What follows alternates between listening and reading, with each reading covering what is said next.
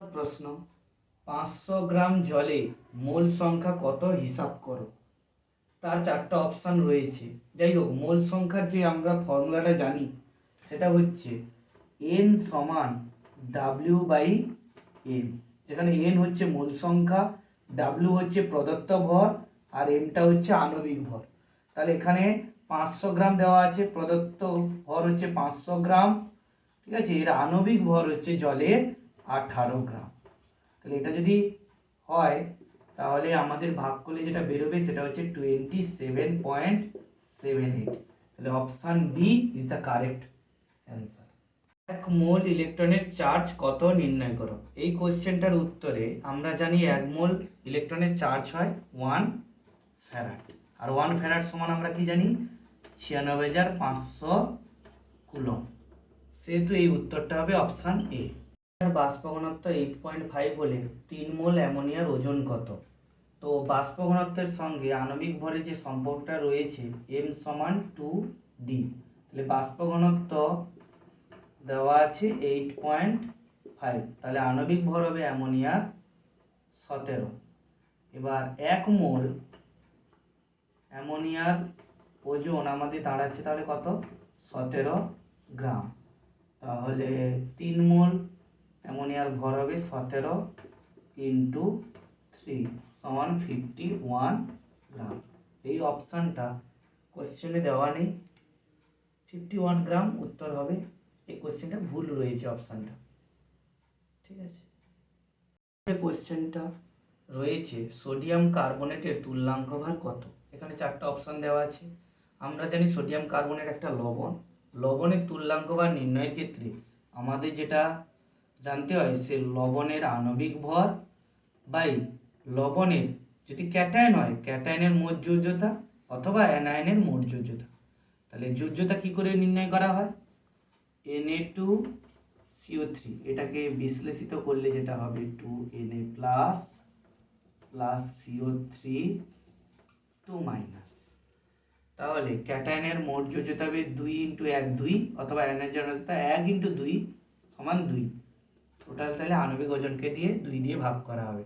তাহলে আণবিক ওজন যদি বের করা হয় 2 ইন্টু সোডিয়ামের 23 প্লাস কার্বনের 12, অক্সিজেনের 16 into 3 by 2, 46 12 40 58 58 and 48 106 by 2 to 53. তো option B is the correct answer.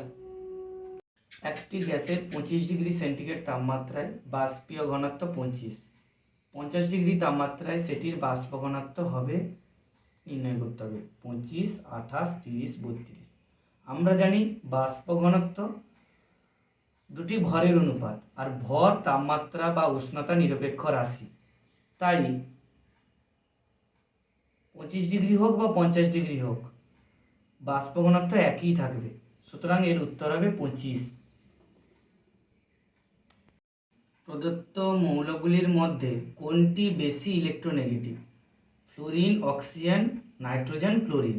আমরা জানি সবচেয়ে বেশি ঋণাত্মক মৌল হলো ফ্লুরিন। কপার ধাতুর ইলেকট্রন বিন্যাসটি লেখো। কপার আমরা জানি 29 যদি ইলেকট্রন বিন্যাস করতে থাকি 1s2 2s2 2p6 3s2 3p6 4s1 3d10, এই ইলেকট্রন বিন্যাসটি হয়। তো এটা কোনটার সাথে ম্যাচ করছে, অপশান বির সঙ্গে ম্যাচ করছে। তাহলে option B is the right answer. Oxygen, carbon, fluorine, ক্লোরিনকে পারমাণবিক ব্যাসার্ধের ঊর্ধ্বক্রমে সাজাও। আমরা জানি বাম দিক থেকে ডান দিকে গেলে পর্যায় সারণীর আকার ছোট হয় এবং ওপর থেকে যত নিচের দিকে যাবে আকার তত বড় হয়। তাহলে এখানে আমরা বুঝতে পারছি যে সেকেন্ড পিরিয়ড রয়েছে, তার সবথেকে আকার যে ছোট সেটা হচ্ছে ফ্লুরিন এদের মধ্যে, এবং থার্ড পিরিয়ডে সবথেকে ছোট হচ্ছে ক্লোরিন। তাহলে এখানে যেটা উত্তর দাঁড়াবে যে ফ্লুরিন সবথেকে ছোট এবং ক্লোরিন সবথেকে বড়। তাহলে option C is the correct answer. একটি মৌলের ইলেকট্রন বিন্যাস দেওয়া আছে, মৌলটির নাম কি। তাহলে ইলেকট্রন বিন্যাসটা টোটাল যদি কাউন্ট করে নেওয়া হয় 1:2, 2, 2, 4, 6, 10, 2, 12, 6, 18, 2, 20, 20 আমরা জানি ক্যালসিয়াম হয়, তাই অপশান ডি সঠিক হবে। যে মৌলগুলির 4f কক্ষক ইলেকট্রন দ্বারা পূর্ণ হয় তাদের বলে, এটা সবথেকে সোজা question, lanthanide, actinide, halogen, chalcogen.